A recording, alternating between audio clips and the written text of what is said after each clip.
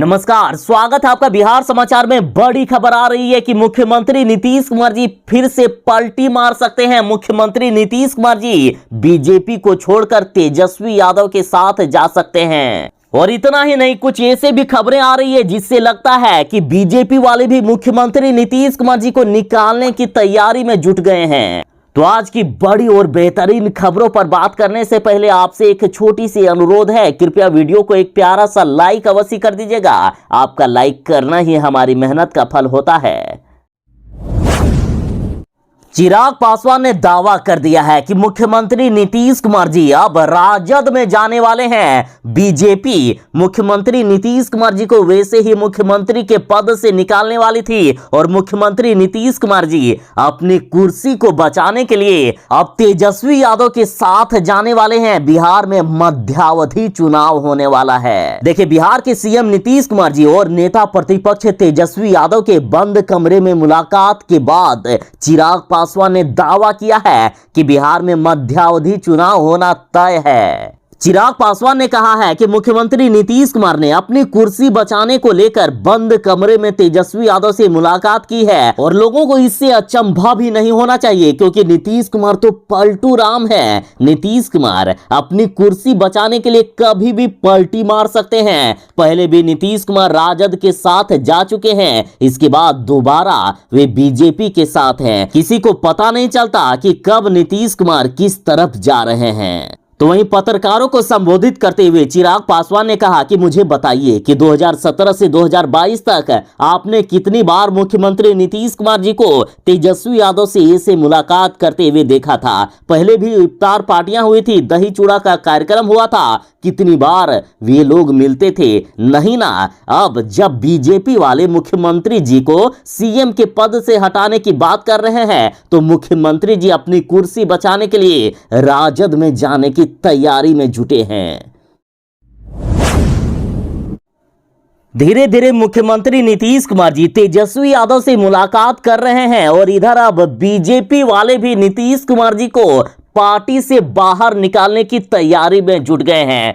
NDA सरकार के द्वारा कोइलवर पुल के उद्घाटन कार्यक्रम में मुख्यमंत्री नीतीश कुमार जी का नाम ही गायब है। पोस्टर से भी नीतीश कुमार जी को निकाल दिया गया है। इस कार्यक्रम में बीजेपी के कई बड़े नेता शामिल हुए, लेकिन मुख्यमंत्री जी को न्योता तक नहीं दिया गया। बिहार एनडीए में अब कुछ भी ठीक नहीं चल रहा है। एनडीए में जदयू और बीजेपी का विवाद अब खुलकर सामने आ गया है। एक बार फिर से केंद्र सरकार के कार्यक्रम में मुख्यमंत्री नीतीश कुमार जी को न्योता भी नहीं दिया गया। देखिए, शनिवार को कोइलवर में बने 3 लेन पुल का उद्घाटन हो रहा है और इस कार्यक्रम में न तो मुख्यमंत्री नीतीश कुमार जी को बुलाया गया है और ना ही पोस्टर में उन्हें जगह दी गई है। और सिर्फ मुख्यमंत्री नीतीश कुमार जी ही नहीं, बल्कि जदयू के किसी भी नेता को नहीं बुलाया गया। और इन सब से अब साफ जाहिर होता है कि बीजेपी अब बिहार में अपना मुख्यमंत्री बना सकते हैं। देखिए, इस कार्यक्रम में केंद्रीय मंत्री नितिन गडकरी के अलावा केंद्रीय ऊर्जा मंत्री आर.के. सिंह, केंद्रीय राज्य मंत्री वी.के. सिंह, केंद्रीय मंत्री अश्विनी कुमार चौबे, बिहार विधान परिषद के सभापति अवधेश नारायण सिंह, डिप्टी सीएम तारकिशोर प्रसाद और रेणु देवी, पथ निर्माण मंत्री नितिन नवीन, कृषि मंत्री अमरेंद्र प्रताप सिंह समेत बीजेपी के कई नेताओं को बुलाया गया है, लेकिन मुख्यमंत्री नीतीश कुमार जी और जदयू के किसी भी नेता को नहीं बुलाया गया। पोस्टर में भी बिहार से बीजेपी के प्रदेश अध्यक्ष संजय जायसवाल की तस्वीर है, लेकिन मुख्यमंत्री नीतीश कुमार जी की तस्वीर ही गायब है।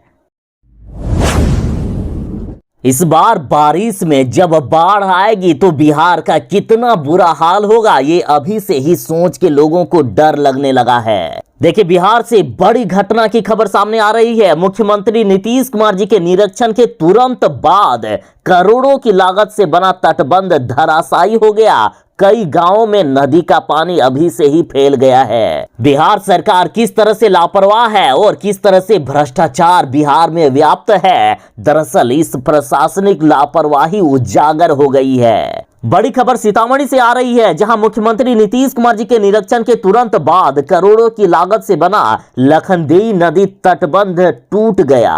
मुख्यमंत्री नीतीश कुमार जी बाढ़ राहत कार्य का निरीक्षण करने के लिए यहां पहुंचे थे। जैसे ही सीएम के हेलीकॉप्टर ने उड़ान भरी, करोड़ों की लागत से बना तटबंध अचानक से धराशायी हो गया। तटबंध के टूटने से ही करोड़ों गांवों में नदी का पानी घुस गया है। बांध के टूटने से कई गांवों में बाढ़ जैसी हालात अभी से ही उत्पन्न हो गई और अभी ही इस बाढ़ से इलाके के करीब 25,000 की आबादी प्रभावित हो सकती है। और ऐसी घटनाओं को देखकर लोग डर रहे हैं कि अभी जब बिना बारिश के, बिना बाढ़ की ऐसी स्थिति हो रही है, तो जब बाढ़ आएगा तो इस बार बिहार का कितना बुरा हाल होगा।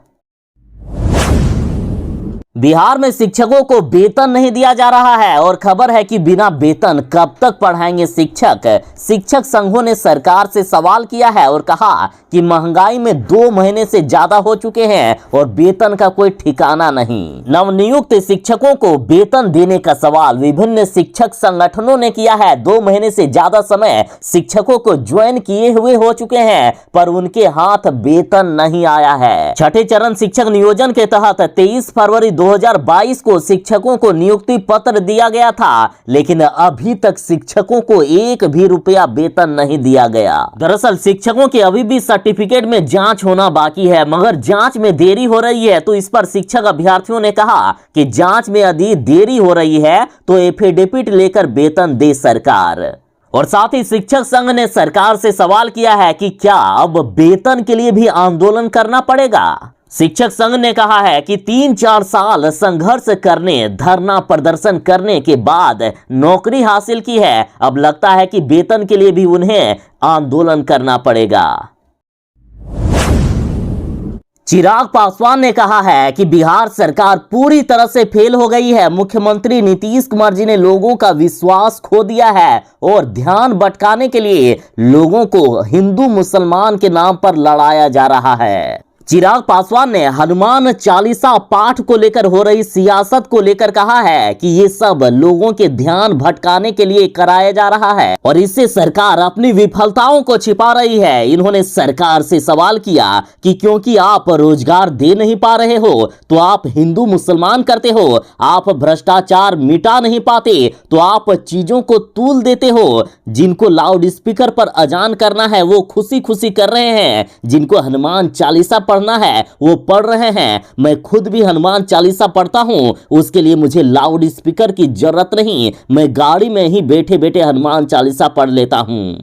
उन्होंने बिहार सरकार पर निशाना साधते हुए कहा कि आज की तारीख में 19 लाख रोजगार पर सवाल कीजिए ना, बिहार में बढ़ते भ्रष्टाचार पर सवाल कीजिए ना, बिहार में हो रही हत्याओं पर सवाल कीजिए ना। एक भी हत्या में एक भी अपराधी को सजा मिली है क्या? जब आप सजा नहीं दे पाते हो तो विवादित मुद्दों को उठाते हो ताकि लोगों का ध्यान भटके, और ये सिर्फ नेगेटिव बदलने की सोच है।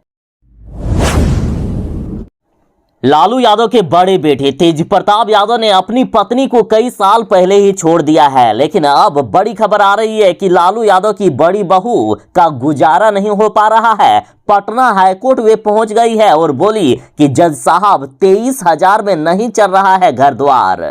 लालू यादव के बड़े बेटे तेज प्रताप यादव और उनकी पत्नी ऐश्वर्या राय का विवाद एक बार फिर से सुर्खियों में है। दरअसल कोर्ट ने ऐश्वर्या को 23,000 रुपये प्रति माह गुजारा भत्ता देने का आदेश दिया था, लेकिन अब उन्होंने फिर से पटना हाईकोर्ट का दरवाजा खटखटाया है और वे बोली है कि 23,000 में गुजारा नहीं चल रहा है, इस राशि को बढ़ाया जाए। हालांकि इस मामले में आगे की सुनवाई 23 जून को होने वाली है। बता दें कि 2018 में तेज प्रताप यादव और ऐश्वर्या की धूमधाम से शादी हुई थी और कुछ दिन तक सब कुछ बिल्कुल ही ठीक था और बाद में दोनों ने एक दूसरे पर गंभीर आरोप लगाए थे। सड़क पर भी हाई वोल्टेज ड्रामा हुआ था। तेज प्रताप यादव की पत्नी ऐश्वर्या ने कहा था कि सास राबड़ी देवी ने दहेज के लिए काफी अत्याचार किए हैं मुझ पर, ननदे भी ताना मारती थी। ऐश्वर्या ने राबड़ी देवी, मीसा भारती और तेज प्रताप यादव के खिलाफ घरेलू हिंसा का केस दर्ज कराया था और फिलहाल दोनों के तलाक का मामला अभी भी कोर्ट में चल रहा है। मौसम विभाग ने अभी से ही लोगों को डराना शुरू कर दिया है। देखिए, मौसम विभाग ने कहा है कि बिहार में समय पर ही आएगा मानसून, बिहार में बारिश का मौसम फिर से आने वाला है। पहले तो कहा जा रहा था कि 15 जून से बिहार में मानसून की शुरुआत होगी, लेकिन अब नई खबर आ रही है, कहा जा रहा है कि 12 जून से ही बिहार में मानसून दस्तक दे देगा। और साथ ही कहा गया है कि बिहार में इस बार सामान्य से अधिक बारिश होगी। इस बार के बारिश में भयानक तबाही आ सकती है। पिछली बार ही बारिश में जो बाढ़ का मंजर बिहार में था, उसमें से कई लोगों की जिंदगियां तबाह हो गई, कई लोगों के घर द्वार बाढ़ के पानी में डूब गए। सबसे ज्यादा दिक्कत गरीबों को हुई थी। और इस बार तो मौसम विभाग ने कह दिया है कि पिछली बार से भी ज्यादा बारिश इस बार आ सकती है। तो बाढ़ संभावित क्षेत्रों में रहने वालों के लिए कहना चाहूंगा कि यदि आपके घर कच्चे हैं तो थोड़ी सी उन्हें मजबूत जरूर ही बना लीजिएगा।